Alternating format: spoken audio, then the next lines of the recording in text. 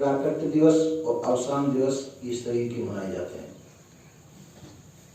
चेतन जीव के नहीं।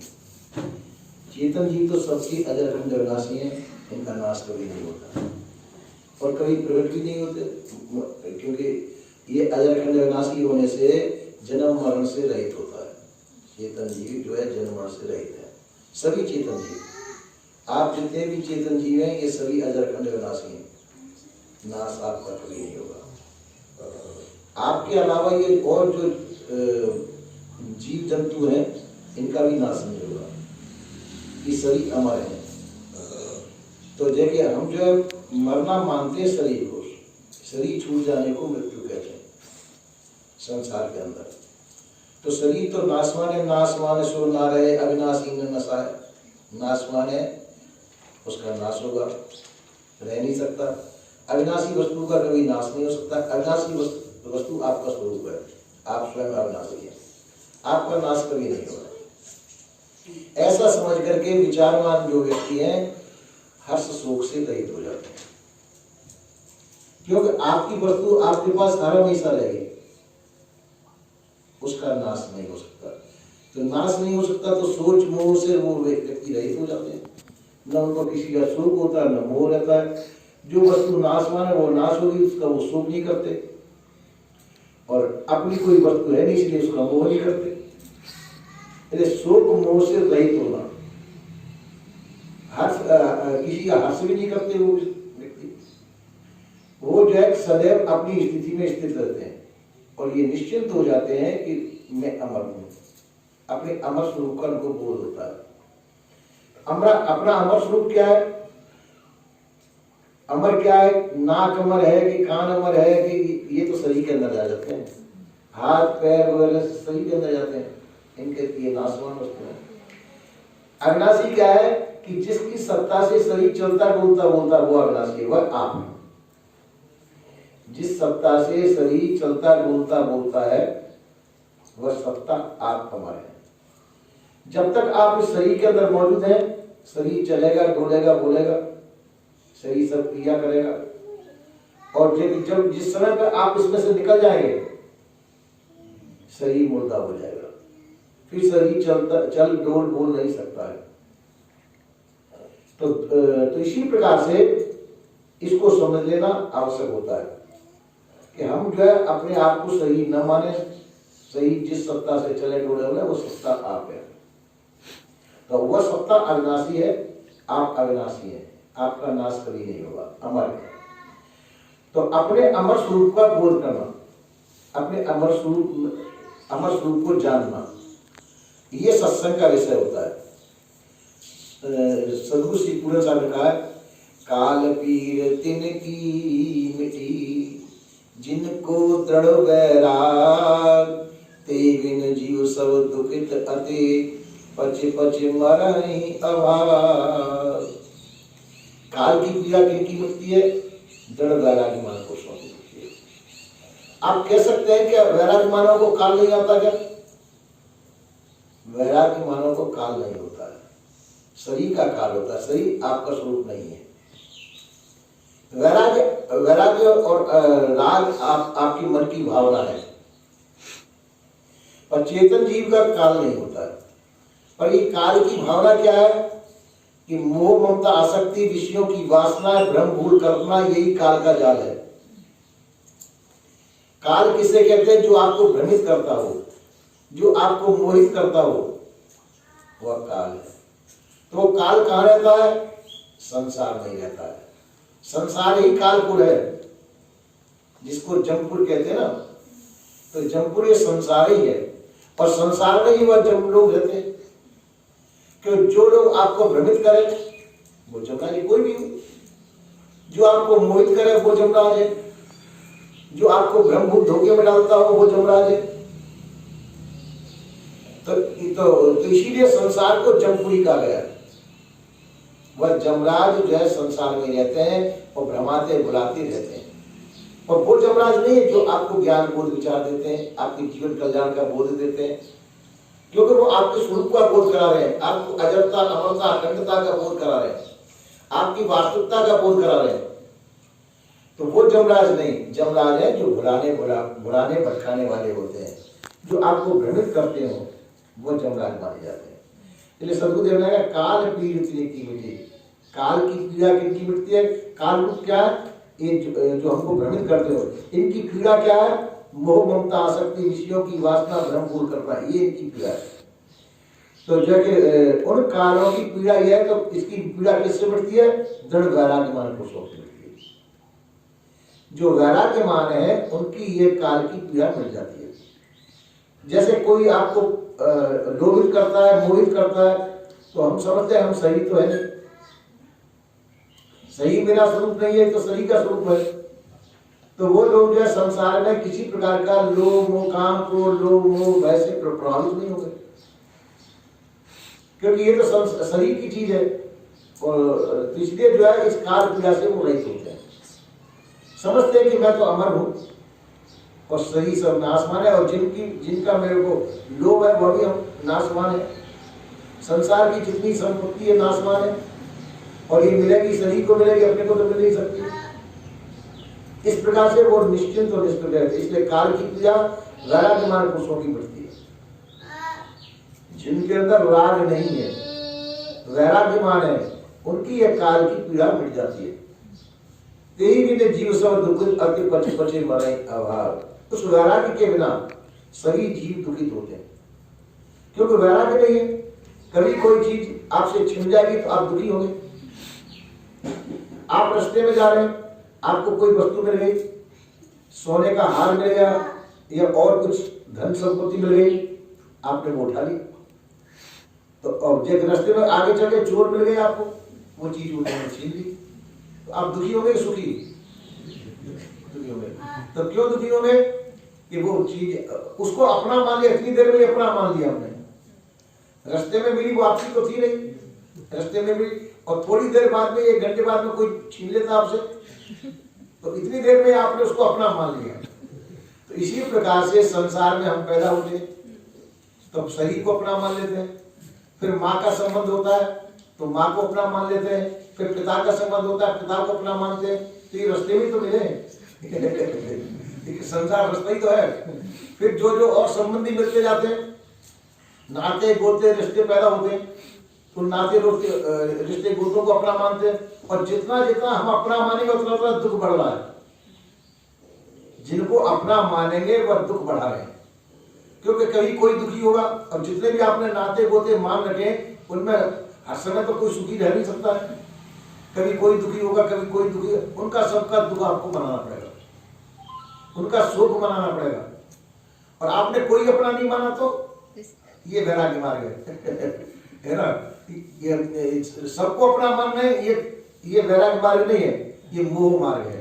तो मोह मार्ग में आप सुखी नहीं हो सकते, क्योंकि आपने सबको अपना मान रखा है, सब कोई कभी न कभी दुखी होते ही है, उनके साथ तो आपको भी दुखी होना पड़ेगा। यदि आप सुखी रहना चाहते हैं तो जगह न मैं किसी का हूं न मेरा कोई है, ये भावना आपको अंदर लानी पड़ेगी, क्योंकि शरीर भी अपना नहीं है ना। जब शरीर अपना नहीं है तो शरीर के संबंधी भी अपने कहां हो सकते हैं। तो ऐसा सोच करके वैराग्यमान पुरुष जो होते हैं राग रहित होते हैं, तो वही सुखी रह सकते हैं। और यदि शरीर को मैं मानेंगे, शरीर को मैं मानते हैं, तो उसकी दृष्टि से सब लोग दुखी होंगे। तो कभी कोई किसी में वृत्ति जाएगी, कभी किसी में वृत्ति जाएगी, कभी किसी में वृत्ति जाएगी। अब जैसे ये केदारनाथ की जो वो हुई थी हादसा हुआ, उसमें मैं कुदाला गया था। तो कुदाला जो भक्त लोग वो केदारनाथ जाने वाले थे, हमारी सूचना पहले पहुंच गई, पर हम लोग आ रहे, तो वो लोग नहीं गए बेचारे वहां। अब जब वहां बहुत बड़ा हादसा हुआ, तो जिन जिन के लोग जो है वहां गए थे वो सब दुखी हुए। अब समाचार ये कि ये इतना बड़ा हादसा हुआ है, और उनके आदमी गए तो जाने बचे कि नहीं बचे, तो इसका उनको दुख हुआ। और जो नहीं गए थे वो सुखी थे। तो अब ये सुख दुख ये मन का माना हुआ है।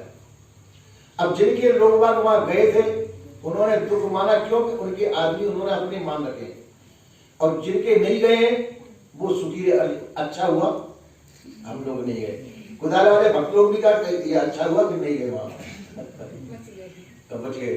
तो इसी प्रकार से ये मन की मानिंदी है।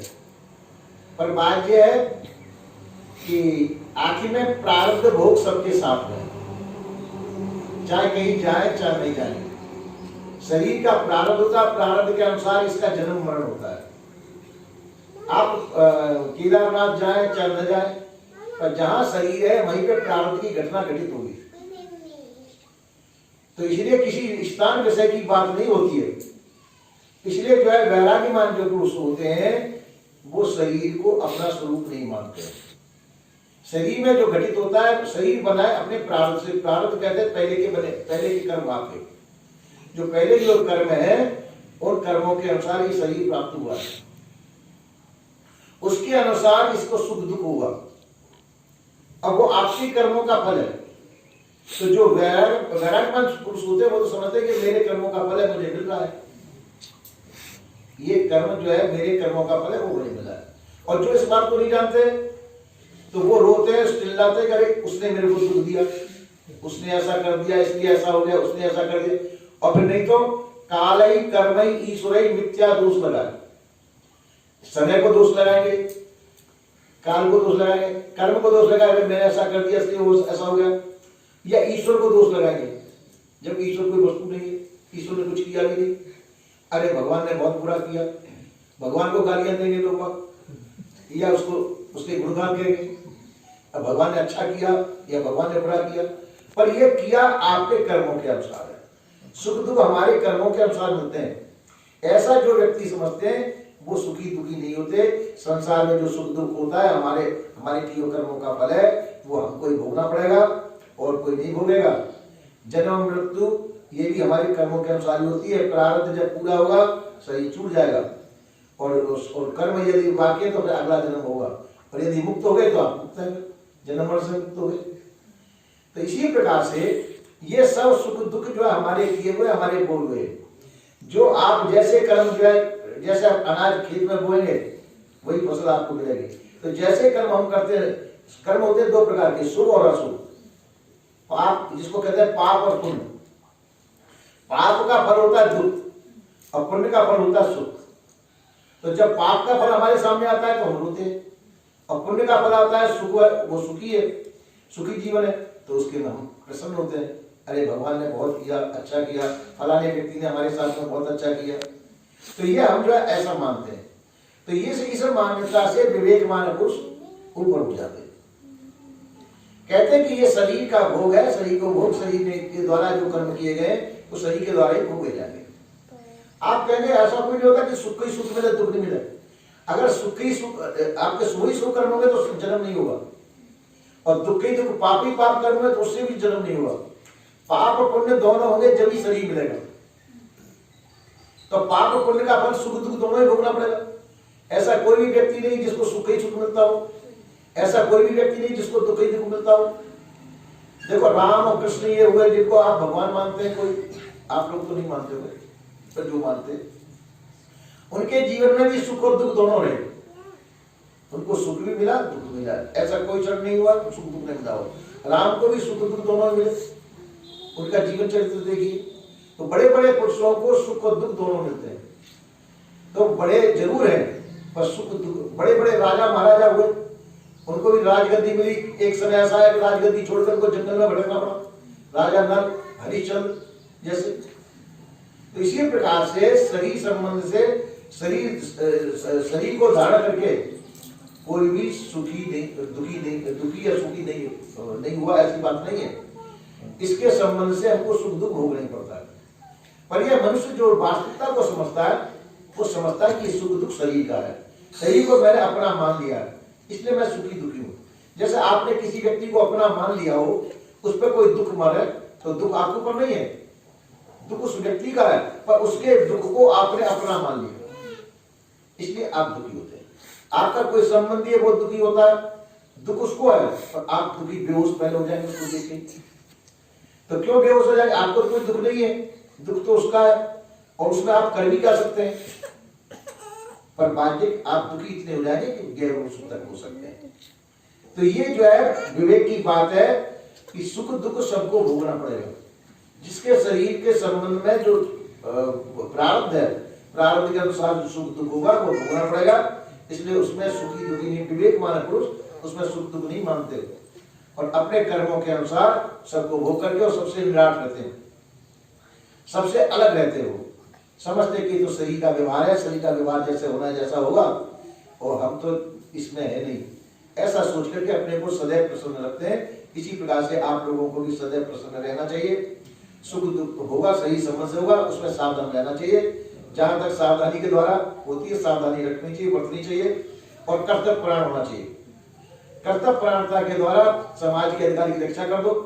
जो जैसा कर्तव्य के लायक है, कोई बड़े हैं कोई छोटे हैं कोई बराबर वाले हैं, तो जिनके साथ में जैसा कर्तव्य बनता है वैसा कर्तव्य करना चाहिए।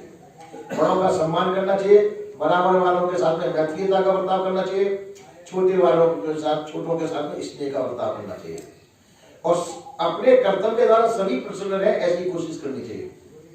यही कर्तव्य परायणता है कि हम अपनी कर्तव्य परायणता के द्वारा समाज को प्रसन्न रख सकें और प्रसन्न नहीं भी हो अपनी तरफ से किसी को कुछ कष्ट पहुंचाने की कोशिश नहीं करनी चाहिए। इस प्रकार से हमको समाज में रहते हुए स्वयं भी प्रसन्न रहे और भी प्रसन्न रहे, सब प्रसन्न। पर बात ये समझे कि न कोई मेरा है न मैं किसी का हूँ, ये महामंत्र है, इसको याद रखना चाहिए ना।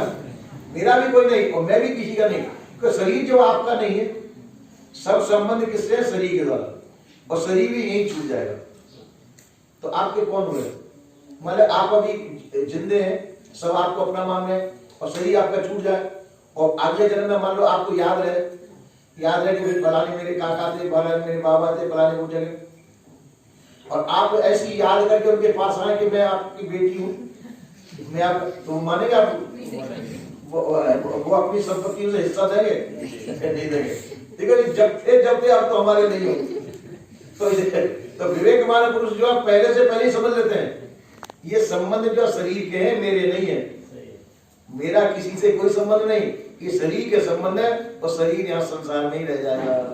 तो इसलिए पहले से कहते हैं मरना पहले जो मरे अजर अमर घर होए, मरते मरते जग हुआ हुए न जाना कोई, ऐसा हुए के नाम हुआ जो बहुर न मरना होए। तो इसलिए जो है हम जो है मरे तो ऐसे मरे जो हमारा घर अजर अमर हो जाए। आपका घर ये शरीर नहीं है, इसके अंदर जो चेतन जीव है, चेतन ही आपका घर है, उसका कभी मरण नहीं होता है। तो उस स्थिति में रहना चाहिए और शरीर के शोक मोह में मोहित नहीं होना चाहिए। इस प्रकार से जीवन रहो और सदैव प्रसन्न रहो, ऐसा सदगुरु जनाब का कहना। बोलिए सदगुरु जी।